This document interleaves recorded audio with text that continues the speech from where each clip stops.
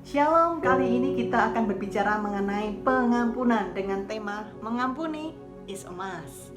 Diambil dari Matius 18 ayat 21 sampai dengan 35.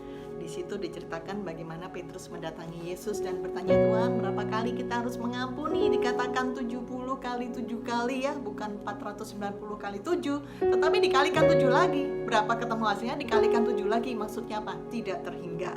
Lalu Tuhan Yesus juga memberikan perumpamaan tentang raja yang mengampuni hambanya. Baik, kita sebagai manusia nih, kita tahu perintah Tuhan tuh kita harus mengasihi, kita harus baik dan sebagainya. Tetapi kita sebagai manusia nih, kita punya perasaan. Pasti kita nggak luput yang namanya marah, kecewa, sebel, kesel, benci, bahkan juga dendam, ya kan? Nah, masalahnya bagaimana kita sebagai anak-anak Allah, kita menjadi orang yang berbeda. Masalah mengampuni bukan hanya sekedar cuman di mulut atau cuman sekedar ya teori. Ya deh, gak apa-apa, aku gak mau ketemu dia, aku gak mau jumpa sama dia, aku gak mau ngomong sama dia, udah pokoknya dia di sini, aku di sana, udah biarin.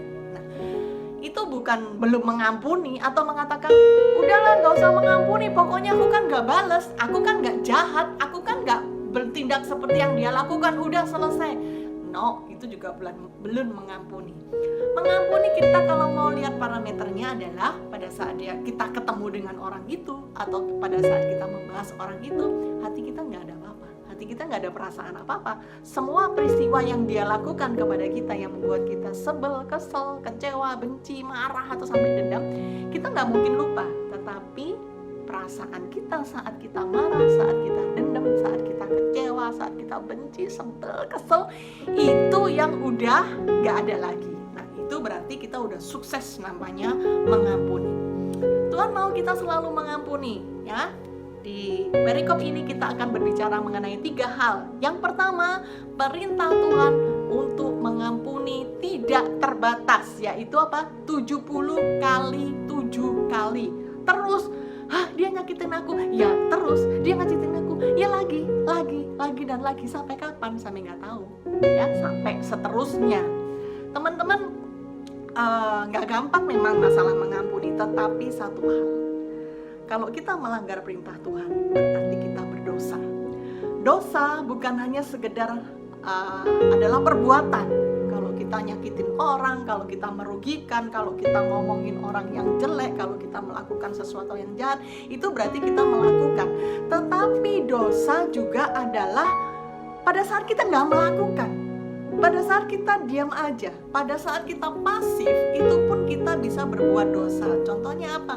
Tuhan Yesus mengatakan ampunilah kok 70 kali 7, tapi kita mengatakan aku nggak pakai ampun-ampunan dah, pokoknya aku diam, aku kan nggak bales jahat. Nah, ini belum aman, ini belum mengampuni, berarti kita masih melanggar perintah Tuhan dan kita masih berdosa. Teman-teman tahu kan apa akibat dosa dan bagaimana Tuhan gak suka dengan dosa dan bagaimana upah dosa itu adalah maut. Tentu kita gak mau hidup di dalam dosa, tentu kita tidak mau menanggung dosa, benar? Lalu yang kedua dikatakan apa lagi? Kalau yang pertama nih gak mempan, dibilangin kamu harus mengampuni, tetapi kita masih gak mempan, gak mau mengampuni, maka yang kedua, bagaimana Tuhan Yesus menceritakan, memberi perumpamaan tentang seorang raja yang mengampuni hambanya.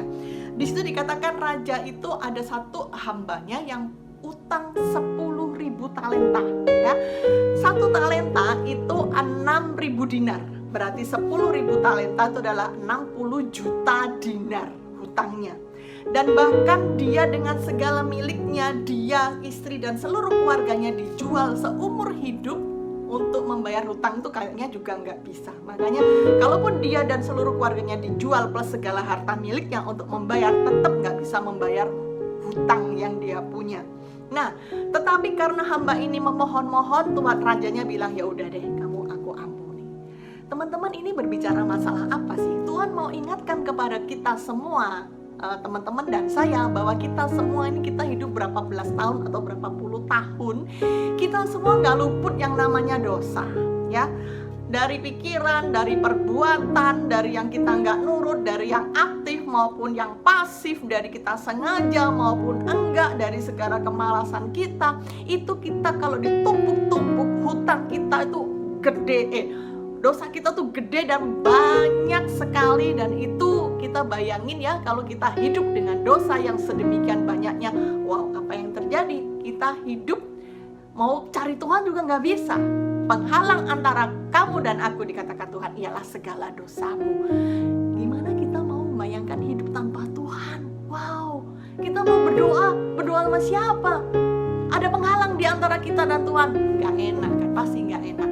Jadi Tuhan kembali mengingatkan bahwa Dia adalah Allah yang begitu luar biasa, Dia Bapa yang begitu luar biasa, dan Dia mengampuni kita semua, Anda dan saya, segede apapun hutang kita, segede apapun dosa kita. Nah, makin gede nih dosa kita, makin gede utang seseorang, kalau diputihkan, dia akan makin bersyukur. Seharusnya makin bersyukur kan, makin bersyukur, makin berterima kasih. Oh Tuhan, Engkau baik, oh Tuhan, Engkau luar biasa, Tuhan, Engkau ampuni. Nah, kalau kita misalnya nih, kita punya utang sekian puluh M, tiba-tiba orangnya bilang, udah deh, utangmu aku putihkan. Wow, luar biasa, kita pasti jingkrak-jingkrak, bukannya jingkrak-jingkrak, mungkin bisa salto-salto dan sebagainya. Nah teman-teman, begitu juga pada saat Tuhan mengampuni dosa kita, pada saat Tuhan mau menerima kita dengan segala kekurangan kita, kebandelan kita, dosa yang sama diulang, dan diulang. Tetapi Tuhan mengatakan Dia tetap mengampuni dan menerima kita, ya. Nah, kenapa Tuhan berbicara kepada itu? Hal yang ketiga adalah, kalau tadi yang pertama Tuhan mengingatkan bahwa kita harus selalu mengampuni, lalu yang kedua Tuhan mengatakan bahwa Dia terlebih dahulu mengampuni kita semua. Yang ketiga Tuhan mau mengatakan akibat kalau tidak mau mengampuni. Ya, kita lihat hamba itu, dia ketemu temannya berhutang hanya 10.000 dinar. Di ayat yang ke 28 dikatakan berhutang 100 dinar. Kok 10.000? 100. Jadi dia hutang 60 juta dinar dihapus. Ada orang hutang dia 100 dinar. Apa yang dia katakan? Dia tangkap temannya itu dan kamu harus bayar. Bahkan sudah bersujud, ampun, enggak. Dan temannya itu dijebloskan ke dalam penjara karena tidak membayar 100 dinar. Nah, raja ini dengar, dia marah sekali. Dia marah sekali, itu hutangnya 60 juta dinar dihapus, ini cuma 100, nggak mau mengampuni. Kita lihat di ayat 32 dikatakan raja itu menyuruh memanggil orang itu dan berkata kepadanya, hai hamba yang jahat, seluruh hutangmu telah kuhapuskan karena engkau memohonkannya kepadaku. Bukankah engkau pun harus mengasihani kawanmu seperti aku telah mengasihani engkau? Ayat 34 dikatakan, maka marahlah tuannya itu dan menyerahkannya kepada algojo sampai ia melunaskan seluruh hutangnya. Teman-teman, dia diserahkan kepada algojo sampai menyerahkan seluruh hutangnya. Bayangin, dalam keadaan normal dia dan seluruh keluarganya dijual menjadi budak seumur hidup berserta seluruh harta bendanya aja. Dia nggak bisa membayar hutangnya. Ini dimasukkan ke penjara, disiksa oleh algojo. Bagaimana bisa membayar hutang? Dalam arti apa? Seumur hidup dia akan menanggung siksaan dari algojo itu karena Tuhan marah, Tuhan gak suka. Teman-teman, kalau kita berbicara masalah pengampunan, jangan pernah berpikir bahwa kok enak, kamu yang salah, kamu yang nyakitin aku, kamu yang berbuat dosa, ngapain aku mesti mengampuni kamu? Kok enak, biarin aku gak mau ngampunin kamu, kamu kan yang salah, kamu yang kurang ajar, kamu yang nyakitin aku, kamu yang begini. Jangan pernah berpikir bahwa masalah pengampunan itu adalah keenakan orang yang kita ampuni. Tetapi masalah pengampunan juga berbicara masalah diri kita. Kita kalau tidak mau mengampuni, kita diserahkan kepada algojo. Maksudnya apa? Seumur hidup kita akan sebel, seumur hidup kita akan kesel, kecewa, dendam, benci, dan itu akan mempengaruhi seluruh aspek hidup kita.